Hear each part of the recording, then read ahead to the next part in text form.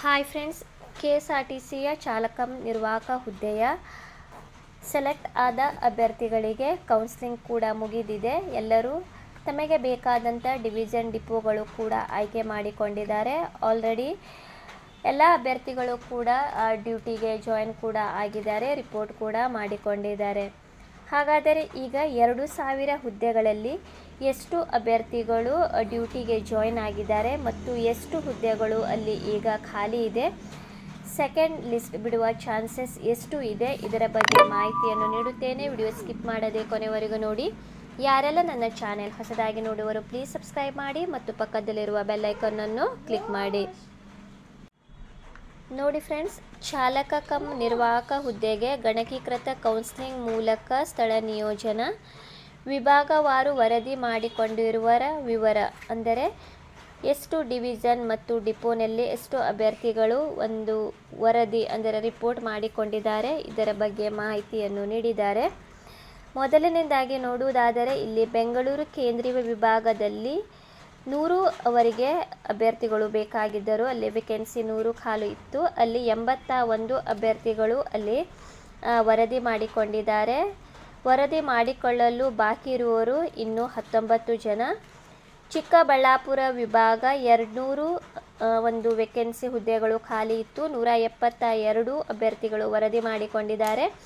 28 ವರದಿ ಮಾಡಿಕೊಳ್ಳಲು ಬಾಕಿ ಇದ್ದಾರೆ.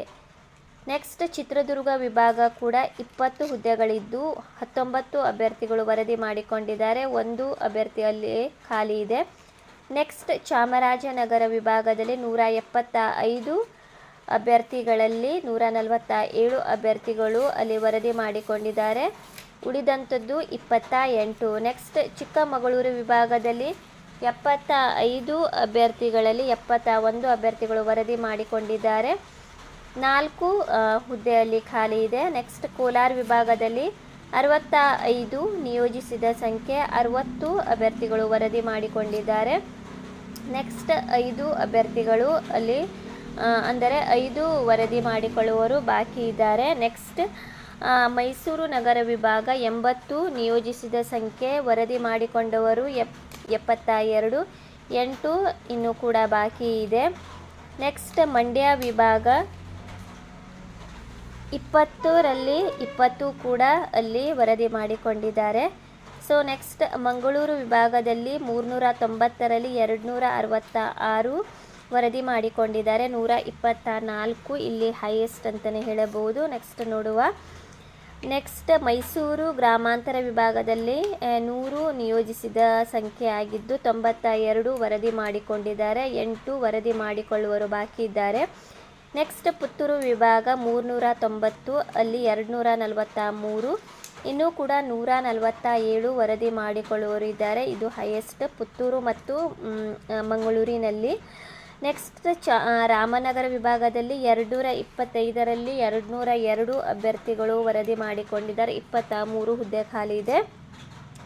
ನೆಕ್ಸ್ಟ್ ಶಿವಮೊಗ್ಗ ವಿಭಾಗದಲ್ಲಿ 50ಕ್ಕೆ 43 ವರದಿ ಮಾಡಿಕೊಂಡಿದ್ದಾರೆ. 7 ವರದಿ ಮಾಡಿಕೊಳ್ಳುವರು ಖಾಲಿ ಇದ್ದಾರೆ. ನೆಕ್ಸ್ಟ್ ತುಮಕೂರು ವಿಭಾಗದಲ್ಲಿ 110, ಇಲ್ಲಿ 103 ಅಭ್ಯರ್ಥಿಗಳು ವರದಿ ಮಾಡಿಕೊಂಡಿದ್ದಾರೆ. 7 ಬಾಕಿ ಇದೆ.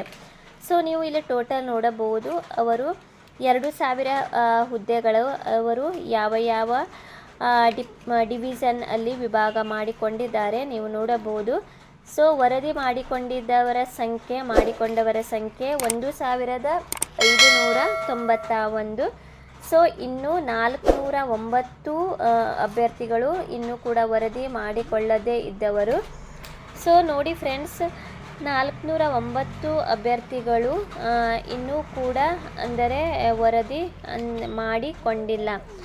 ಸೊ ಇದರ ಪ್ರಕಾರ ನೀವು ವರದಿ ಮಾಡಿಕೊಳ್ಳದೇ ಇದ್ದರೆ ನಿಮಗೆ ಗೊತ್ತಿರಬಹುದು ಸೆಕೆಂಡ್ ಲಿಸ್ಟ್ ಬಿಡುವ ಚಾನ್ಸಸ್ ಇದೆ ಫ್ರೆಂಡ್ಸ್. ಯಾಕಂದರೆ ಅವರಿಗೆ ಟೋಟಲ್ 2000 ಅಭ್ಯರ್ಥಿಗಳು ಬೇಕಾಗಿದ್ದಾರೆ. 2000 ಹುದ್ದೆಗಳು ಖಾಲಿ ಇದೆ ಬೇರೆ ಬೇರೆ ಡಿಪೋನಲ್ಲಿ.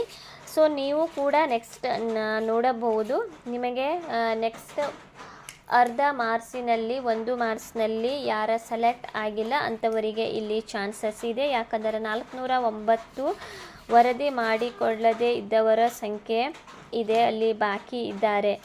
ಸೊ ಫ್ರೆಂಡ್ಸ್, ಯಾರು ಅರ್ಧ ಮಾರ್ಕ್ಸ್ 1 ಮಾರ್ಕ್ಸ್ನಲ್ಲಿ ನೀವು ಸೆಲೆಕ್ಟ್ ಆಗಿಲ್ಲ, ಸೊ ಅಂಥವರಿಗೆ ಇದು ಒಂದು ಅವಕಾಶ ಇದೆ. ನಿಮಗೆ ಯಾವ ಒಂದು ಡಿಪೋನಲ್ಲಿ ಡಿವಿಷನ್ನಲ್ಲಿ ಎಷ್ಟು ಹುದ್ದೆಗಳು ಖಾಲಿ ಇದೆ ಅಂತ ಕೂಡ ನೀವು ಇಲ್ಲಿ ನೋಡಬಹುದು. ಪುತ್ತೂರು ಮತ್ತು ಮಂಗಳೂರು ವಿಭಾಗದಲ್ಲಿ ಹೈಯೆಸ್ಟ್ ಇದೆ.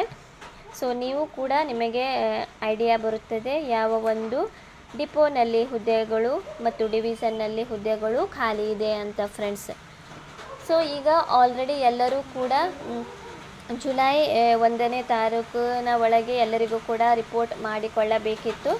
ಸೊ ನೋಡಿ, ರಿಪೋರ್ಟ್ ಮಾಡಿಕೊಂಡ ತಕ್ಷಣ ಎಲ್ಲರ ಒಂದು ಅವರು ವಿವರ ಕೂಡ ಹಾಕಿದ್ದಾರೆ, ಎಲ್ಲ ಡಿಪೋಗಳ ವಿವರ ಕೂಡ ಅವರು ಹಾಕಿದ್ದಾರೆ ಫ್ರೆಂಡ್ಸ್. ಆಲ್ರೆಡಿ ಅವರು ತಿಳಿಸಿಕೊಟ್ಟಿದ್ದರು, ಯಾರು ರಿಪೋರ್ಟ್ ಮಾಡಿಕೊಂಡಿಲ್ಲ ಆ ಒಂದು ಡೇಟಿನಲ್ಲಿ ಆಮೇಲೆ ಮತ್ತೆ ಅವರಿಗೆ ಅವಕಾಶ ಇಲ್ಲ ಅಂತ ಕೂಡ ಅವರು ತಿಳಿಸಿಕೊಟ್ಟಿದ್ದಾರೆ ಫ್ರೆಂಡ್ಸ್.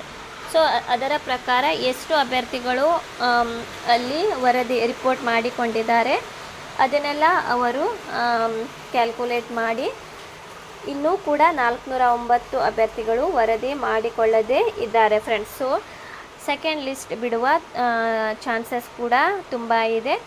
ಯಾರೆಲ್ಲ ಅರ್ಧ ಮಾರ್ಕ್ಸ್ನಲ್ಲಿ 1 ಮಾರ್ಕ್ಸ್ನಲ್ಲಿ ಹೋಗಿದ್ದೀರಿ, ಸೊ ನಿಮಗೂ ಕೂಡ ಇದು ಒಂದು ಅವಕಾಶ ಇದೆ ಫ್ರೆಂಡ್ಸ್. ಆದಷ್ಟು ಬೇಗ 2-3 ಅಥವಾ 2 ತಿಂಗಳಿನ ಒಳಗೆ ಅವರು ಅಥವಾ ಆದಷ್ಟು ಬೇಗ ಕೂಡ ಅವರು ಸೆಕೆಂಡ್ ಲಿಸ್ಟ್ ಬಿಡುವ ಚಾನ್ಸಸ್ ಇದೆ ಫ್ರೆಂಡ್ಸ್. ಏನಾದರೂ ಡೌಟ್ ಇದ್ದರೆ ನೀವು ಕಮೆಂಟ್ ಸೆಕ್ಷನಲ್ಲಿ ಕೇಳಬಹುದು.